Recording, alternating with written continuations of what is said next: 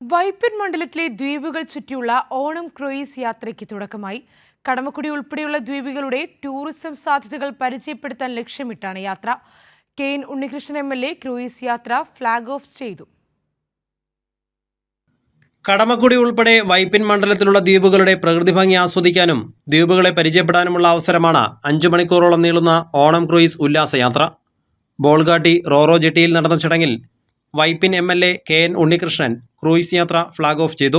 വൈപ്പിൻ മണ്ഡലത്തിലെ ഗ്രാമങ്ങളെ പരിചയപ്പെടുത്തുന്ന കായൽ യാത്രയാണ് ഓണം ക്രൂയിസിലൂടെ ഉദ്ദേശിക്കുന്നതെന്ന് MLA പറഞ്ഞു. കടലും കായലും അതിര് പങ്കിടുന്ന കേരളത്തിലെ ഏറ്റവും മനോഹരമായ ഭൂമികയായ വൈപ്പിൻ മണ്ഡലത്തിൻ്റെ ഗ്രാമീണ വിശുദ്ധി തുടിച്ചു നിൽക്കുന്ന എല്ലാ ഗ്രാമങ്ങളെയും പരിചയപ്പെടുത്തുന്ന ഒരു കായൽ യാത്രയാണ് ഉദ്ദേശിക്കുന്നത്.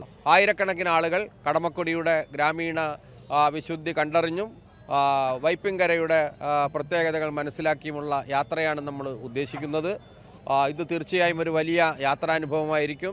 ഓണത്തോടനുബന്ധിച്ച് 10 ദിവസം ക്രൂയികളുടെ തനത് വിഭവങ്ങൾ പരിചയപ്പെടാനും നാടൻ കലാരൂപങ്ങൾ ആസ്വദിക്കാനും അവസരമുണ്ട്. ഉദ്ഘാടന ദിവസം വിദ്യാർത്ഥികൾ ഉൾപ്പെടെ 200ഓളം പേർക്ക് സൗജന്യ യാത്ര ഒരുക്കിയിരുന്നു.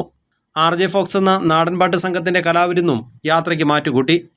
ഇനിയുള്ള ദിവസങ്ങളിൽ ഭക്ഷണം ഉൾപ്പെടെ 550 രൂപയാണ് ഓണം ക്രൂയിസ് യാത്രയ്ക്ക് ഒരാൾക്കുള്ള നിരക്ക്. കൈരളി ന്യൂസ്, കൊച്ചി.